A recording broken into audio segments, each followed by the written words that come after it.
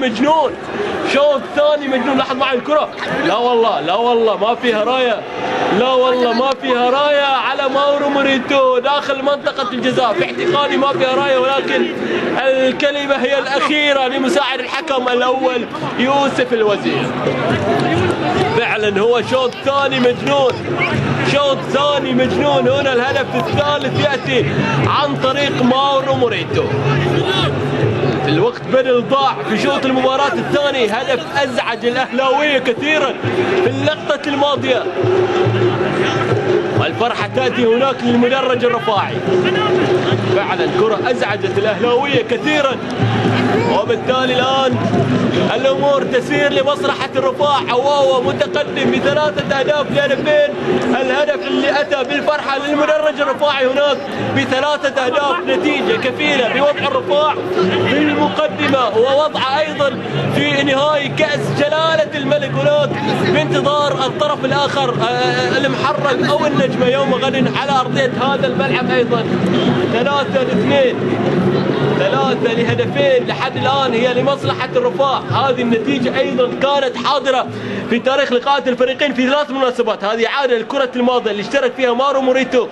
قد يكون الاحتجاج الماضي بالنسبة للنادي الأهلي باشتراك محمد سلمان في الكرة الماضية، ولكن القرار الأخير يبقى لمساعد الحكم الأول يوسف الوزير. لا ترجعون، طلعوا برا،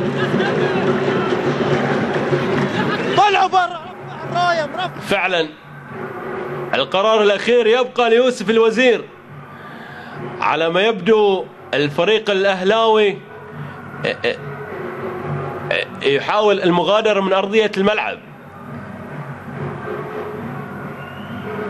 في إعلان قد يكون بعد تسجيل الرفاع لهدف التقدم،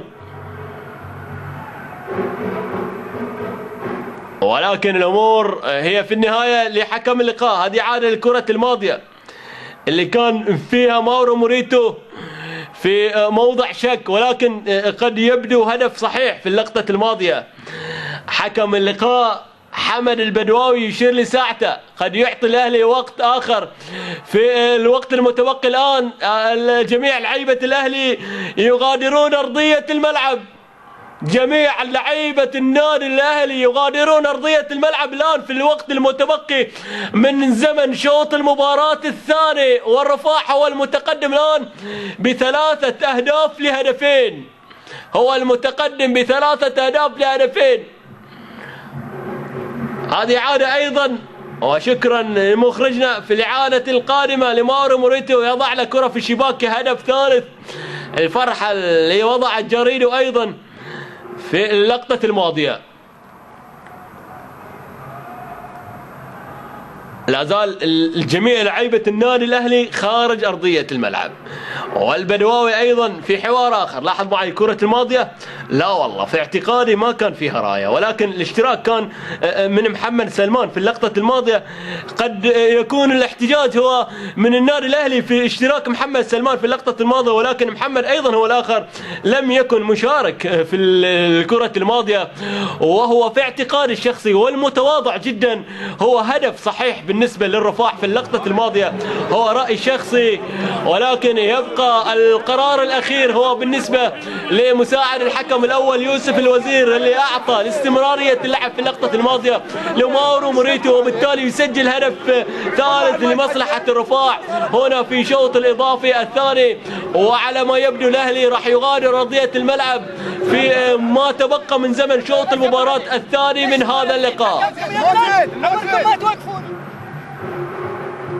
بينما الفرحة هناك في المدرج الرفاعي. ننتظر قرار حكم اللقاء الحكم الإماراتي حمد البدواوي، وجميع لعيبة النادي الأهلي مغادرين أرضية الملعب.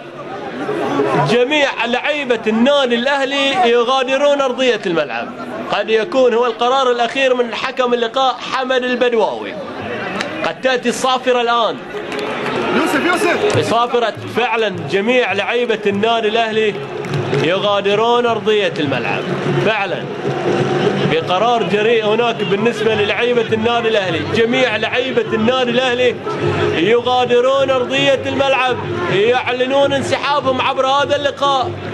في اللقطة الماضية بالنسبة للنادي الأهلي، وصافرة هذا الرجل قد تكون، بل بالتأكيد راح تكون حاضرة في الوقت المتبقي من الوقت بدل ضاع من شوط المباراة الثاني، والرفاع هو المتقدم ب3 أهداف ل2 هنا في الوقت الإضافي أو في الوقت بدل ضاع.